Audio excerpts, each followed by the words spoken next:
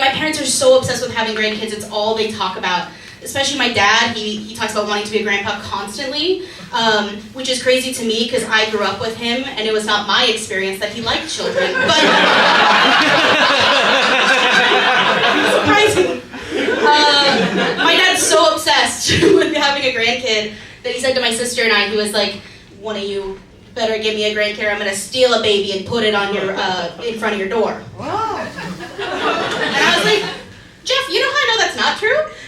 Because then you'd have to visit LA.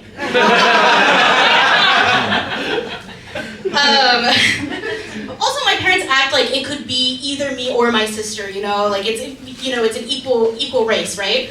You know, my sister is in a stable relationship, owns her own home, and has actively expressed wanting children. And I, on the other hand, am single, have a roommate, and still think I'll make it in comedy. So they're right, it's anybody's game. It's really anybody's game. Actually, though, my sister won. My sister had a baby 2 weeks ago. I have a niece, her name's Rory, she's perfect. But it did mean that my sister automatically became the favorite child. Yeah, which has been a really big shakeup in my family because my brother had been the favorite child for like 10 years since he died. And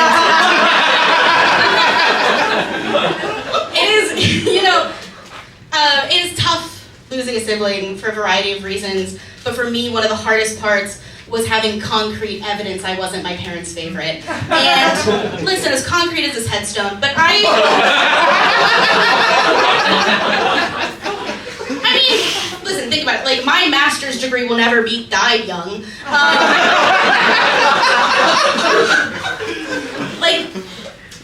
My parents live in Pennsylvania. I live here. They don't come to visit a lot. They go to my brother's grave quite a bit, though. And I don't want to be that person, but my apartment's nicer. And there's less flowers, but overall it's a much, livelier vibe. In terms of favorite sibling, he really buried the competition.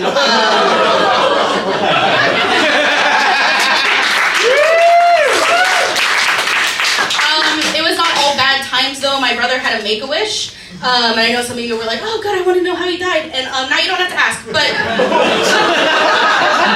you still will. My brother had a Make-A-Wish. His Make-A-Wish was to meet Stephen Colbert. Wow. Yeah, which is a good one. Some kids asked for an Xbox. And when the woman came in, he was 17 when he had his Make-A-Wish. The cutoff age is 18. So when the volunteer for Make-A-Wish came into our kitchen, the first thing she said to my brother was, hey, you're really lucky. And we're like, that's crazy, no one's ever told him that.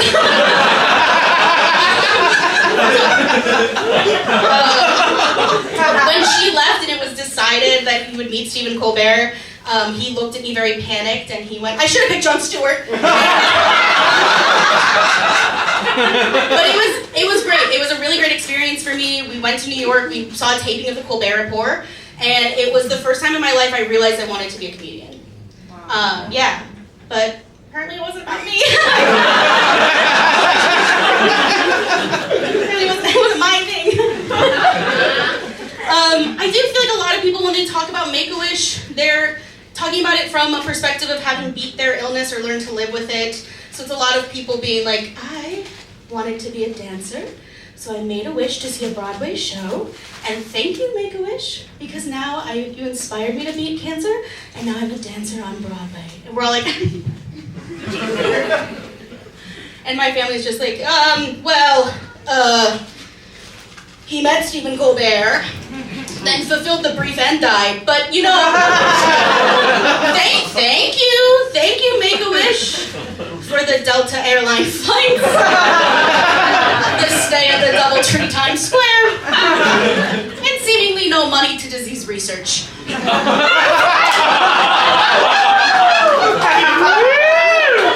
had a nice weekend. I don't want to shit on Make-A-Wish too much. I think they're a nice organization. Make-A-Wish does actually do something very nice for families when they've lost a wish kid. They send a present to the family, sort of a memorial type thing. With my family, they did wait 6 months. Which actually makes sense, because when you think about it, they probably have a pretty big backlog to get through.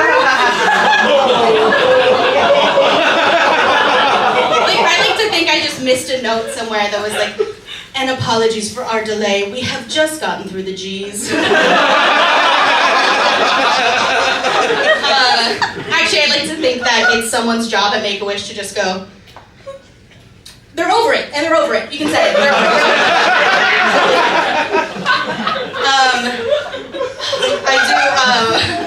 I do love what's left of my family. I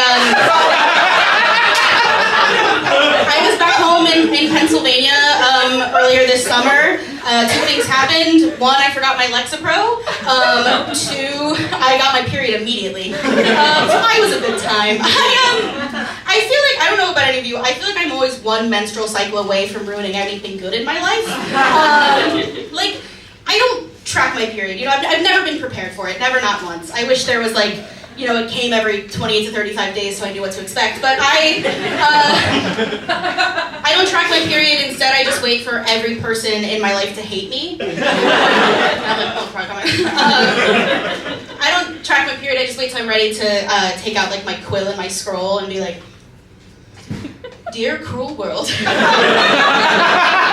Since every person I have ever known hates me for cause, I've decided to remove myself from the situation. And then I get my period. I'm like, oh, I'm great. Everyone loves me. I'm great.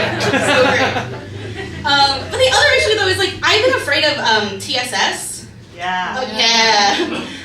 Toxic shock syndrome. My entire life. And this would be a great time to explain to you what it is. I don't think I know. I'm probably gonna die from it though. I feel like when I was in 4th grade, they put all the boys in one room and they were like, hey, you're gonna jizz, don't worry about it. And then they put the girls in another room and they were like, hey, if you use a tampon that's too big, you lose a leg. And if you leave it too long, you die. And we were like, yeah. That sounds right. And also, I thought toxic shock syndrome was gonna be so common. That's how much they scared us about it. I thought I'd be losing friends left and right. I thought my 20s would be, you know, littered with funerals. And in a way they were. But,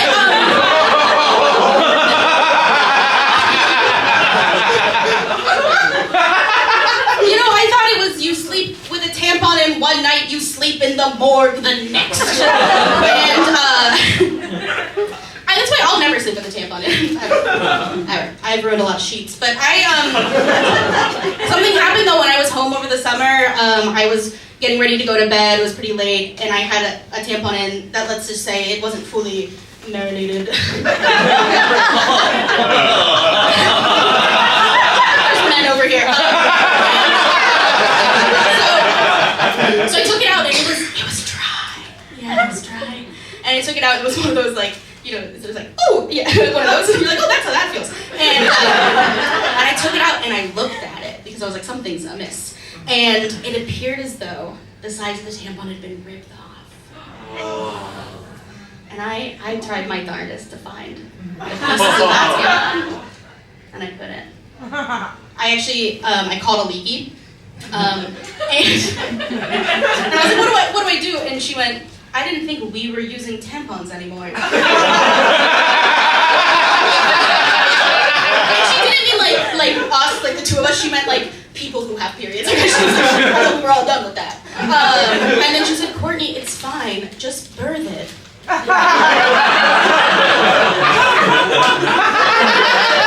I hung up on her immediately, and I don't need that kind of energy ever.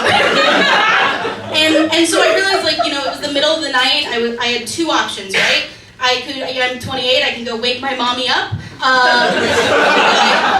Hey, we gotta go to the hospital. Sorry. Or I can do nothing and just pass away peacefully. And that's what I chose. That happened in June.